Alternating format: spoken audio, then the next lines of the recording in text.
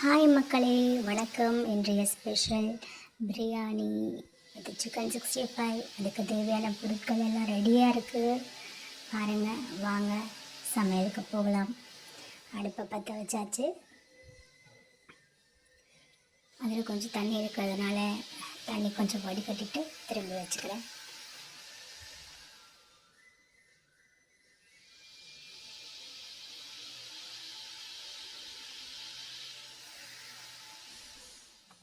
இப்போது எண்ணெயை ஊற்றி கொஞ்சம் நெய் சேர்த்து எண்ணெயை காய விடுவோம் நல்லா.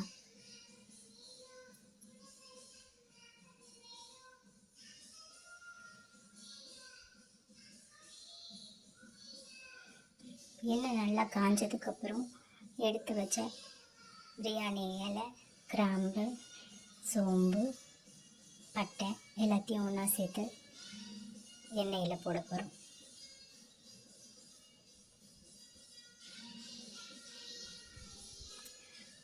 இது கொஞ்சம் பொரிஞ்சு வந்தோடனே அடுத்ததாக வெங்காயம் போட்டு தாளிக்கணும்.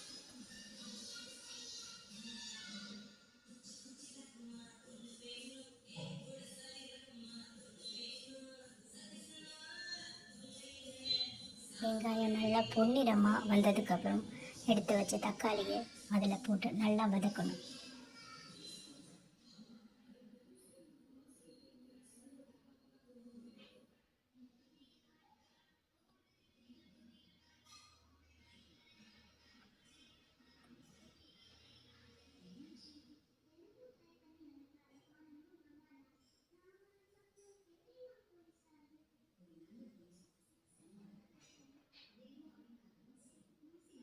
தக்காளி நல்லா வதங்கினோன்னே இஞ்சி பூண்டு பேஸ்ட்டு எடுத்து வச்சதை எடுத்து போட்டு அதையும் நல்லா கிளறி விடணும்.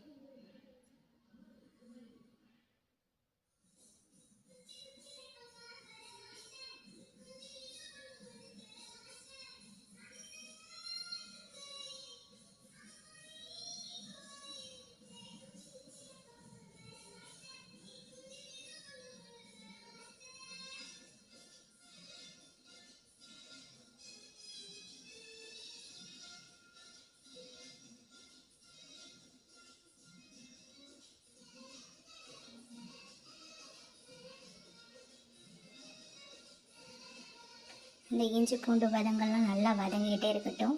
சைடில் பிரியாணிக்கு தேவையான சால்னாவுக்கு ரெடி பண்ணியிருக்கேன். அதையும் குக்கரில் வச்சாச்சு. 2 வேலையும் நடக்குது.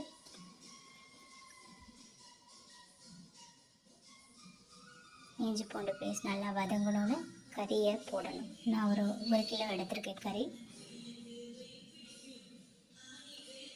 கறியை போட்டுட்டு நல்லா வதக்கி விட்டுடணும். தண்ணிலாம் இப்பொழுதைக்கு ஊற்ற வேணாம். தண்ணி அந்த கறியிலேயே வேகும் போது தண்ணி வந்துடும். அந்த தண்ணியே போதுமானது.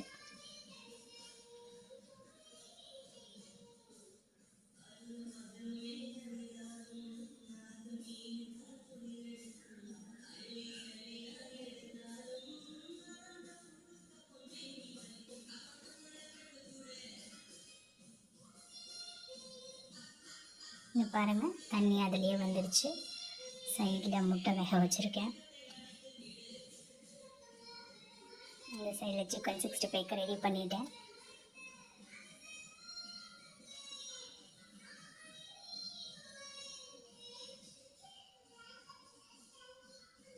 குக்கர் விசில் வந்துக்கிட்டே இருக்குது சால்னாவுக்கு. அடுத்ததாக மசாலா தூள் போட்டு நல்லா கிளறி விட்டுறணும். அதுலேயும் கொஞ்சம் நல்லா வதங்கணும் கறி.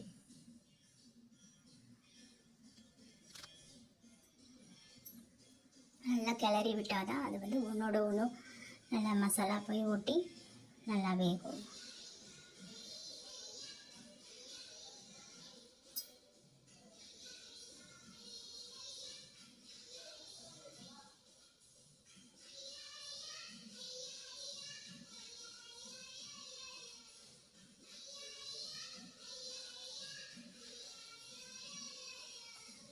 கறி நல்லா 5 மினிட்ஸ் வேகணும்.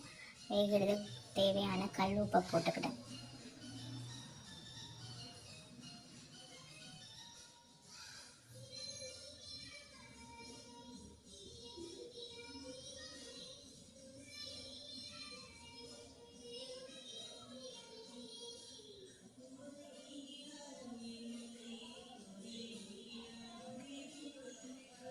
ஒரு படி அரிசி, இது பிரியாணி ரைஸ் பாஸ்மதி அரிசி, அதை கழுவி வச்சு ஊற வச்சுருந்தேன். சைடில் 65 பொரியுது, சால்னா ரெடி ஆகிடுச்சு, முட்டை ரெடி ஆகிடுச்சு, வெள்ளரிக்காய் கட் பண்ணியாச்சு, தயிர் பச்சடி, சிக்கன் 65, பிரியாணியும் ரெடி ஆகிடுச்சு. ஃபைனலாக எல்லாம் ரெடி பண்ணிவிட்டு அரேஞ்ச் பண்ணியாச்சு.